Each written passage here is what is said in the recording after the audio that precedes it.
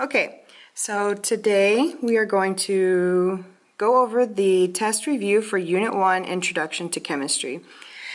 So we'll just go ahead and get started. What to study: study both of your quizzes that we took in class, study your homework, and those will be posted as soon as you turn them in this week. I'll post the answers to them. And study your notes, obviously, and any bell ringer that I gave you, those are fair game for test questions as well. And the test questions, so you'll see some matching questions which will look just like some of the ones on the quizzes that you did. And you will also have some multiple choice questions, some short answer questions, and you will be required to do calculations. So please make sure you have your calculator. You will not be able to share or borrow or run to your locker. Make sure you come prepared to class. You've known about this test since day one of school. So, all right, let's go ahead and get started so it's not too long of a video. So chemistry is the study of what and the changes it undergoes. So that's, I believe, one of your first PowerPoint slides we went through. So it is the study of matter and the changes that it undergoes. Okay, number 2, the blank is the step in the scientific method in which you use your 5 senses in order to define the problem. That's observation. Okay. Density is a blank property of a substance. So we can measure density without changing the molecule. So that is considered a physical property. Okay. Also, moving on to significant figures. So blank zeros are never significant. So the only zeros that I taught you that are never significant are the leading zeros. So the answer would be leading zeros are never significant. Remember, captive zeros can be significant sometimes, and captive zeros are always significant, and trailing zeros are the ones that may or may not be, depending on whether or not a decimal is present. Okay, paper burning is an example of a blank change. So when you burn paper, you're actually changing its molecular structure, which we talked about in class. So that is a chemical change. And next, blank is a measure of the amount of matter in an object. So that's mass. Mass is the amount of matter in an object, and it does not change no matter where you are in the universe. Okay, next, in a chemical equation, the reactants are always written on the blank side of the arrow. So in a chemical equation, you have reactant on this side. You have the arrow, which means to yield or to make. And then on the right side, we have our products, so what we've made, products. Okay, so on the blank side, so reactants are on the left side. Okay, next, blank always have uniform and definite compositions. So that's a pure substance. So no matter what molecule you'll pull out of the substance, then it's always the same molecule. So those are pure substances.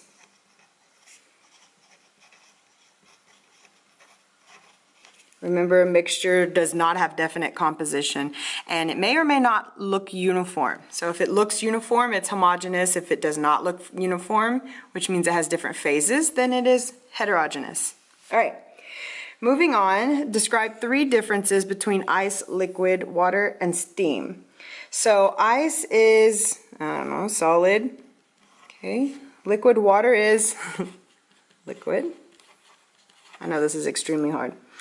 Steam is considered a gas. Okay. All right, so ice, the particles are very close together.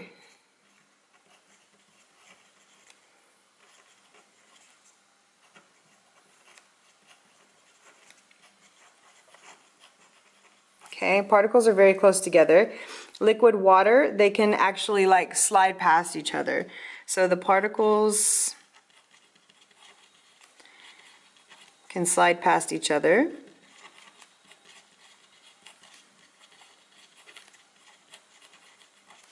Okay, and steam particles are usually very far apart and in a chaotic motion. They don't they don't like stay together like solids, and they don't kind of stay together but sliding past each other like a liquid. They just kind of go wherever they want.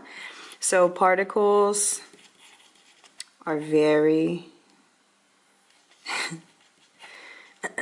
far apart, and they have a chaotic motion, which means they don't have like a predictable motion. It's just kind of wherever it wants to go. Okay, so ice has, and this is just directly from your notes, ice has a definite volume and shape. Okay, liquid water, or any liquid, has an indefinite shape. So whatever container it's in, it'll take that shape. If you put ice in a cup, it doesn't take the shape of the cup until it melts to liquid, and then it'll take the shape of the cup. But it does have a definite volume. It won't spread out to fill the container like the gas does. So gas has indefinite volume and shape. Okay, that's our first page. We're doing good. All right, number 3. So number 3, I'm not really going to go over other than what I'm expecting and what I'm expecting you to answer. But basically, this is a steps to the scientific method question. So you come home after work on Saturday, and your family is always home at this time. Your house is empty. How would you use scientific method to determine where they are? So basically, your answers are going to vary, but they should include all the steps of the scientific method. So you should have your observation. So you observe that your house is empty. You have a problem. Maybe it's your question. Why is my house empty? My problem is that my house is empty. You have a hypothesis. Maybe you do research. Maybe your parents told you but you weren't paying attention. Maybe you had your headphones on. I don't know. Your answers will vary, but it's something to include a research hypothesis. You do an experiment. You test, you analyze, you collect data during your experiment, you analyze that data, and then you come to a conclusion. My parents, I did my research, they actually told me that they were going, I don't know, wherever they were going without me. And so yeah, it's something simple. It's a simple situation, but I want you to discuss it using the steps of the scientific method. This is something you would have done naturally. You just don't call it the scientific method. It's just a problem solving problem solving process that we just, as scientists, happen to put into steps. Okay, so we're gonna move on, not spend any more time on that. All right, so the fun stuff. This is the stuff that was very annoying on the quizzes, and I told you, I warned you it would be back for the test, back for a test review. So we're gonna identify if it's element, compound, heterogeneous, or homogeneous, okay? So these two are pure, right? So these two are considered pure, and these two would be considered a mixture. Okay. All right, so hydrochloric acid. So hydrochloric acid in 10th grade, we just assume that that's going to be a compound. Hydrochloric acid is HCl, okay? Hydrochloric acid will have the same molecule over and over and over again. So we are going to consider that a compound, okay? It's not an element because it's not on the periodic table. And by the way, on the test, you will have a periodic table, so you don't have to look backwards, and I don't have to gripe at you for looking around the classroom. That was on me. Okay, so sand and water. Sand and water is not on the periodic table, and water is a compound, and sand may or may not be, depending on what is in the sand. But these are going to be considered a heterogeneous mixture because you can see the different phases. Usually in the cup, you have your water, and then the sand will be kind of settled at the bottom. Okay, you guys know what that looks like. Vanilla ice cream. We're going to consider that there's no chunks of anything in the vanilla ice cream. So I would say that that would be a homogeneous mixture. There is no vanilla ice cream element on the periodic table, and this is not a molecule. Okay, so, and it's the same, it looks the same throughout, so it's homogeneous. Sodium chloride, salt. Sodium chloride, so sodium is Na, chloride is Cl for chlorine, and that is a molecule, okay? It's an ionic compound. So that's going to be a pure substance, it's a compound, so we're going to call it a compound. Phosphorus, this is straight from the periodic table, okay? Straight from the periodic table, and its letter is P, okay? So we're going to call that an element. Easy. Cake batter, we're going to assume it's not some kind of chunky cake or, I don't know, cake with raisins. I don't know who would do that, but I'm sure somebody does. So we're just going to consider it the same throughout. And so I consider it homogeneous. If you want to write me a note and say, well, funfetti cake, I don't even know if you have that here in Greece, but funfetti cake has chunks of stuff that you can see, then you can tell me and write heterogeneous and I will accept it, okay? I'm not trying to trick you, but sometimes it is hard to make stuff that always is the same thing that everybody will picture on a test or questioning situation. Boron is directly from the periodic table as well. Its symbol is B, so we're going to call that an element. Granite, you guys should know what granite is, but it kind of looks like this right here.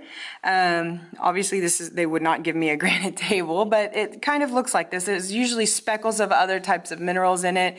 It's something that comes from the ground that we use as countertops, or at least I did in my other house in the States. I don't know if they do that here, but maybe they do. If they don't, that's what granite is. It's a type of like rock or some type of, it's similar to marble. There's stuff all intertwined in it. So we're going to consider that heterogeneous. Okay. All right. Burning paper. Okay. So burning paper, we're actually going to identify whether it's chemical or physical change, okay? So remember, just to review, if it's a chemical change, whatever we did to it caused the molecules inside that substance to change, okay? And if it's a physical change, whatever we measured, whether that's like density or mass, if we measure mass of something, we don't change. It would be nice if we could measure mass of our bodies and we could change it by losing weight. That would be cool. I would be weighing myself all the time. But that's not the case. That's a physical change or a physical property. So let's determine these guys.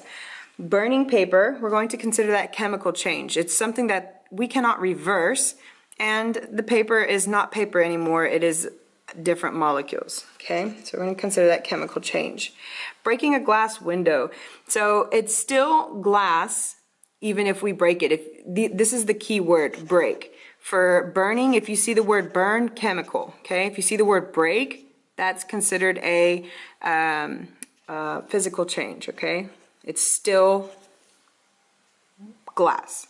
Okay, boiling water. Even though it is going from a liquid to a gas, okay, it's still H2O, okay? So we're going to consider that a physical change. Pulverizing a rock, okay? Now, if we said boiling an egg and it cooked, just a side note, like on our warm-up, whenever I told you, the egg cannot go back to that liquid state. It's not really liquid, it's something else, but it can't go back, it can't reverse. So cooking something, that's different. Boiling water, that's physical.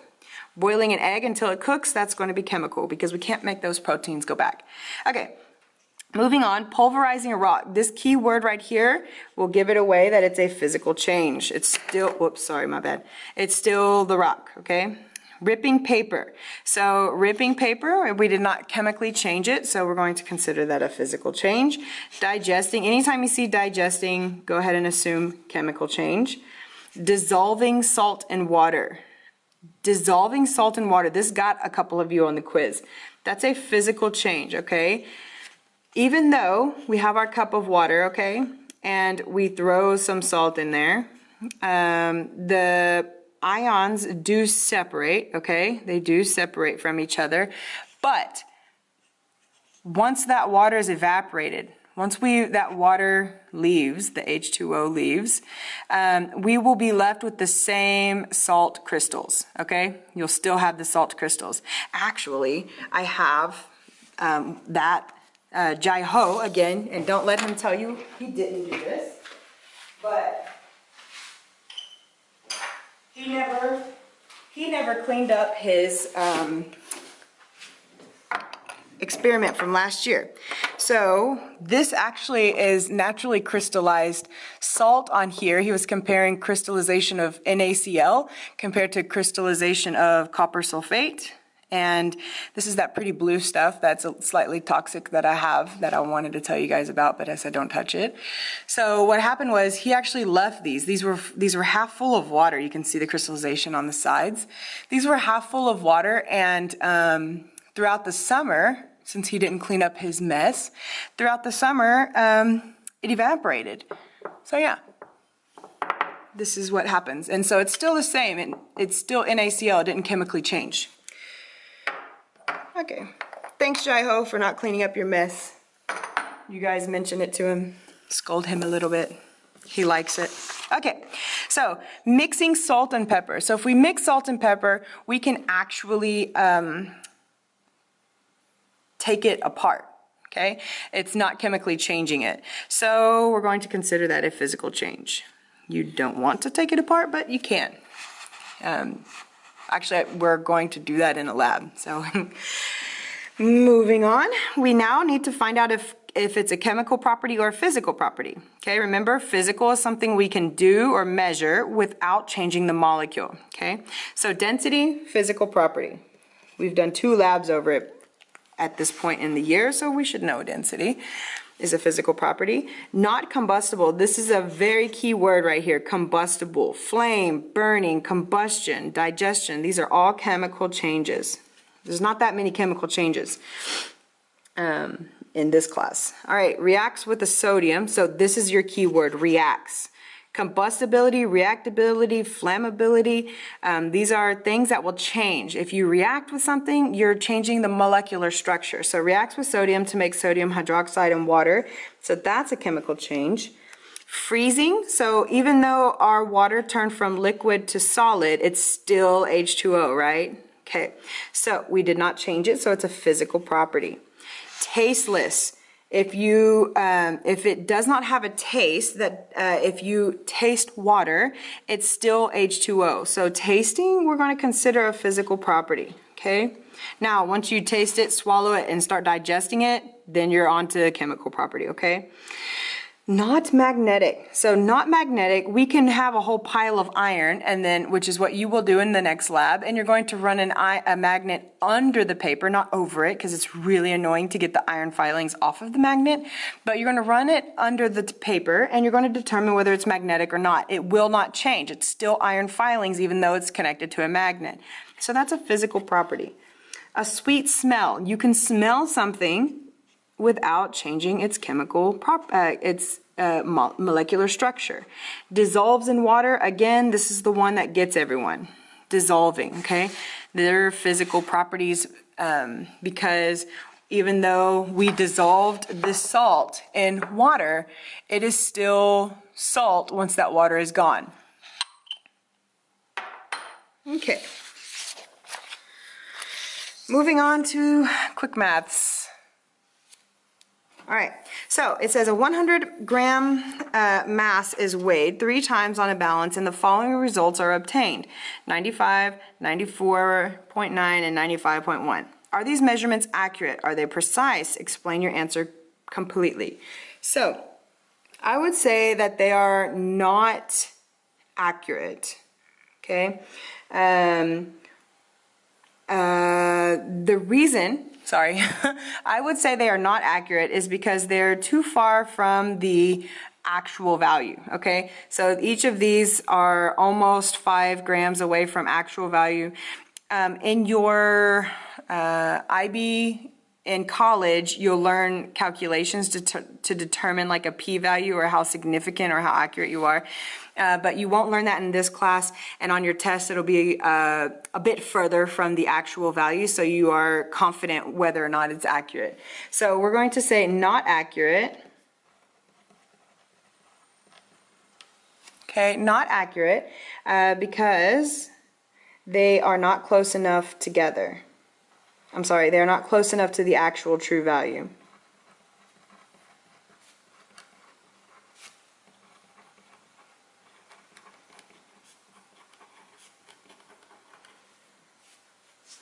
Go ahead and write that word.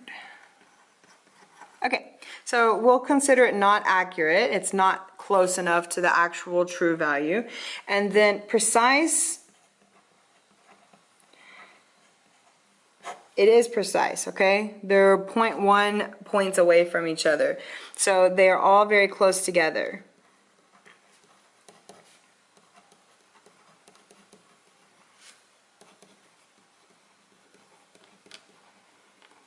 Okay, so therefore these results were reproduced multiple times. So we were able to reproduce the same results, pretty close, okay?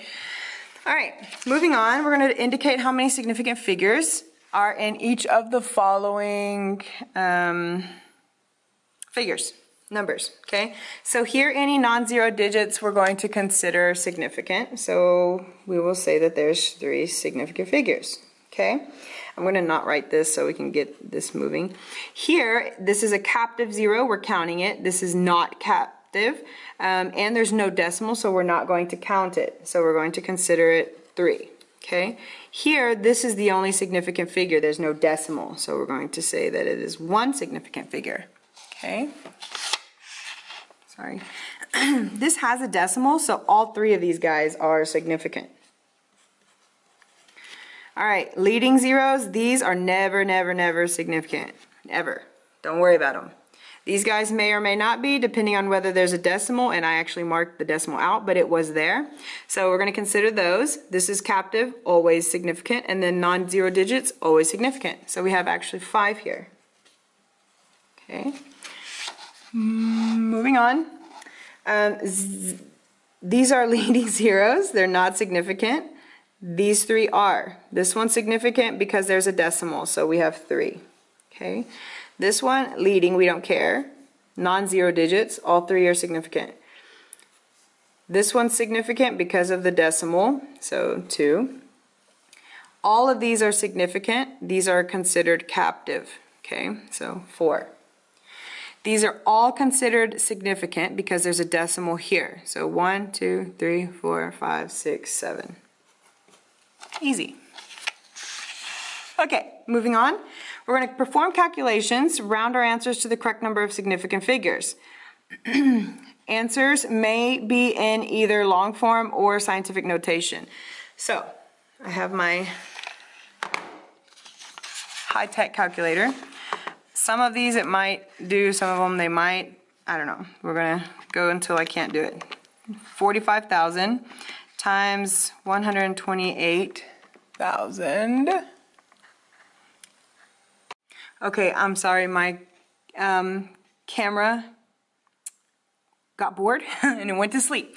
So, anyways, I don't know where it fell asleep, but again, we have 2 significant figures, 1, 2. We're going to chop it off here. The rest we need to turn to zeros, but before we do, we need to take this one into consideration just to see if we need to round this up or keep it the same. This is 5 or greater, so this will have to be rounded up, so it'd be 5,800,000,000. Guys, on the quiz that you will get back Monday, or some of you have already gotten it back, on the quiz, you guys, I don't know why, but many of you stopped at 58, like you just stopped. You didn't write any more zeros. Where'd your zeros go? Okay, so you need to make sure, I'm going to erase this in case somebody's like not paying attention and they look up and they say, oh, the answer is 58. Okay, so, but make sure you don't forget those zeros, all right? That's also a tragic thing. Okay, moving on. I'm going to go a little more quickly so that we can be done more quickly. So we have 0.1234332 times 0.1234567. Okay. And the answer is 0. So my calculator is not very good. Let's move on to the next one.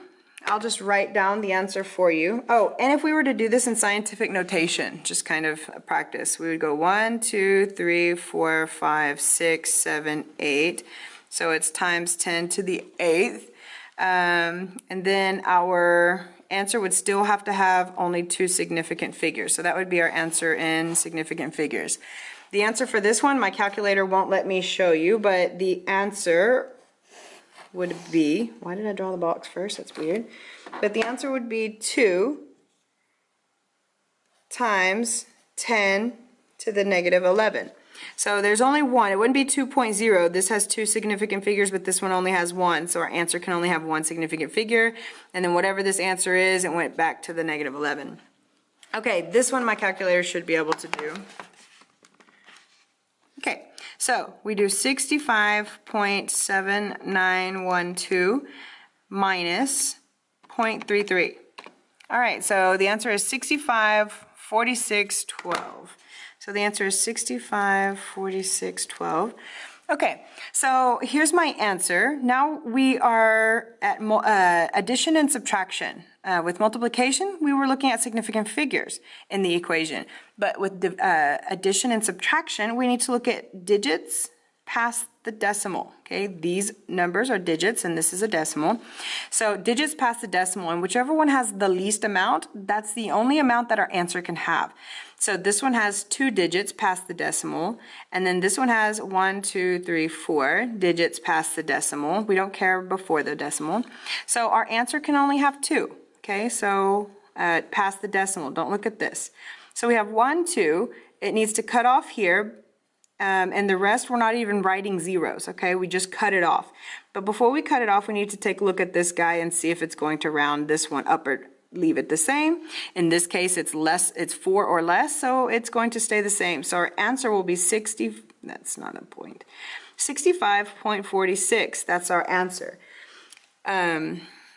You don't have to write it in scientific notation according to our directions, but if we were, we would just move it over to the left 1, and it would be 6.545 times 10 to the, what was it, 1? Those are annoying. Anyways, so yeah, moving on. This one I can actually do in my head, so that's cool, I guess. And it's an addition, so we're only looking at numbers past the decimal. So we have 99.999 plus 1. So that would make it what? 100. Sorry, hold on. I say I can do it in my head, but I'm scared that I'm going to mess even that up. Okay. And because it's on camera, I'm not going to mess it up on camera because you guys won't let me live it down. Okay, so this is addition. So we're looking at numbers past the decimal. There's not even a decimal here, so we cannot go past the decimal. Okay, so we can't be any more specific than our less specific answer. So all of these guys are out. Okay, but what we are going to do is before we cut them out, we're going to take a look at this one, see if it'll round that up or down. I mean, up or leave it the same. It actually will, so the answer would look like that. Okay, moving on, another subtraction problem, 79.321 minus 5.9218 equals. So the answer that my calculator said is 73.3992. Addition, subtraction, we're looking at digits past the decimal. There's 3 here. There's 1, 2, 3, 4, 4 here. So we're going to have to stick with 3. So 1, 2, 3, and we cut it off here. This guy will not round this guy up, so the answer will be 399. Okay, that's it. Okay, I am almost 100% positive that my calculator will not do this one, so we're not going to waste the time. I'll just tell you the answer. The answer is 3.5 times 10 to the 10th. Okay. This is only two significant figures. We're looking at significant figures since we're dividing. Two significant figures because there's no decimal. If there was a decimal, it'd be counting all those zeros. So 9 plus 2. Here, there is a decimal, but it doesn't matter because there's no trailing zeros. There's no captive zeros. All of these are significant. But it doesn't matter because this one only has two significant digits. So the answer can only have 2. Okay. This one my calculator will do. 2.1 plus 3.145. Okay, so my calculator says that the answer is 5.245.